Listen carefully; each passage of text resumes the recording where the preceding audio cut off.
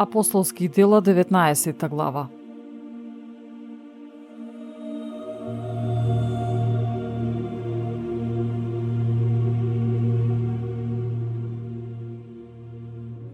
Додека Аполос беше во Коринт, Павле, откако мина низ горните земји, дојде до Ефес. Таму сретна некои ученици и им рече: Кога поверувавте, примивте ли Дух Свети? А тие му одговорија: Ние не сме ни слушнале дека има Дух Свети. Тој им рече: А како бевте крстени? Тие одговорија: Со Јовановото крштение. Павле рече: Јован крштеваше со покајно крштевање, велејќи му на народот да верува во оној кој иде по него, односно во Исус Христос. Кога го слушнаа тоа, тие се крстија во името на Господ Исус. И кога Павле ги положи рацете на нив, слезе Духот Свети на нив. Тогаш тие почнаа да зборуваат на разни јазици и да пророкуваат, а вкупно беа околу 12 души. Потоа Павле влезе во синагогата и тука 3 месеци смело проповедаше и расправајќи ги уверуваше за Царството Божјо. Но бидејќи имаше некои жестоки противници на верата кои говореа лошо за патот Господов пред народот, Павле се оддели од нив, ги одве учениците и секојдневно расправаше во училиштето на некој си Тиран. Тоа траеше цели 2 години, така што сите жители на Азија, како јудејците, така и елините, можеа да го слушаат Словото за Господ Исус. А Бог правеше многу чудеса преку рацете Павлови, така што врз болните плага, крпи и шамивчења за пот, што го беа допреле неговото тело, и болестите ги напуштаа, а злите духови излегуваа од нив. Некои пак од јудејците кои лутаа наоколу и ги истеруваа злите духови, се обидоа да го повикаат името на Господ Исус над оние кои беа обземени со демони и велеа: Ве заколнуваме во Исус, кога го проповеда Павле. Тоа го правеа 7 синови на јудејскиот првосвештеник Скева, а лошиот дух одговори рече: Исус го познавам и Павле го знам, но кои сте вие? И скокна на нив човекот во кого имаше лош дух, и откако ги совлада, покажа против нив таква сила, што тие голи и ранети побегнаа од таа куќа. Затоа разбра сите јудејци и елини кои живееа во Ефес, и сите нив ги спопадна страв, и името на Господ Исус се величаше. И многумина од верниците доаѓаа, да се исповедуваа и ги откриваа своите дела.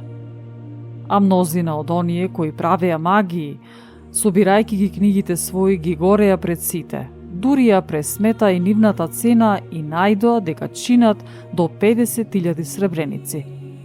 Така моќно растеше и се засилуваше Словото Господово.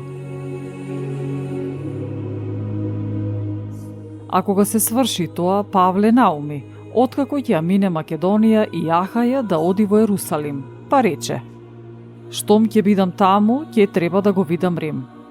И прати во Македонија 20 своји прислужници, Тимотеј и Ераст, а сам остана известно време во Азија.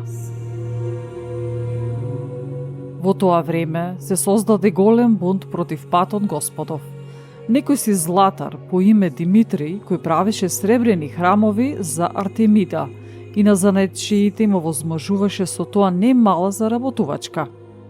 Ги повика нив, а и други работници кои работеа околу такви работи. И им рече: Другари, познато ви е дека од таа работа зависи нашата благосостојба, а гледате и слушате дека не само во Ефес, туку скоро во цела Азија, тој Павле убеди и заведе доста народ, велејќи дека не се богови оние што се прават со човечки раце. Затоа постои опасност не само нашиот занает да биде презрен, туку и храмот на великата божица Артемида да се смета за безвреден и да загине величието на она која ја почитува цела Азија и Вселената. Кога го слушнаа тоа, се исполнија со гнев и почнаа да извикуваат велејки: Велика е Артемида Ефеска! И целиот град се побуни. Еднодушно се втрчаа во театарот, влечејќи ги со себе македонците Гај и Аристарх, Павловите сопатници. А кога Павле сакаше да влезе меѓу народот, учениците не го пуштија. Исто така и некои од азиските началници, бидејќи му беа пријатели, испратија кај него и го молеа да не се појавува во театарот. И така, едни извикуваа едно, други друго, зашто меѓу несобраните владееше безредие, и повеќето од нив не знаеа зашто се беше собрал народот. По предлог на јудејците беше извикан меѓу народот Александар. Александар даде знак со рака, сакајќи да одржи одбранбен говор пред народот. Но кога дознаа дека јудеец, сите извикаа во еден глас и почнаа да викаат околу 2 часа. Велика е Артемида Ефеска. А градскиот писар, кога го смири народот, рече: Луѓе ефесци, кој човек не знае дека градот Ефес е чувар на великата божица Артемида и незиниот кип паднат од небото? Што ме тоа пак неспорно, вие треба да бидете мирни и да не правите ништо непромислено. А вие сте ги довеле овие луѓе кои ниту храмот на Артемида го ограбиле, ниту пак божицата наша ја хулат. Ако пак Димитри и занаечиите што се со него имаат нешто против некого, за тоа постојат судски собери, а има и проконсули. Нека се тужат едни со други. Ако пак нешто друго барате, тоа ќе биде решено во законското собрание. Зашто постои опасност да бидеме обвинети за бунт поради денешнава работа, бидејќи нема никаква причина со која можеме да го правдаме овој собир. Штом го рече тоа, го распушти собирот.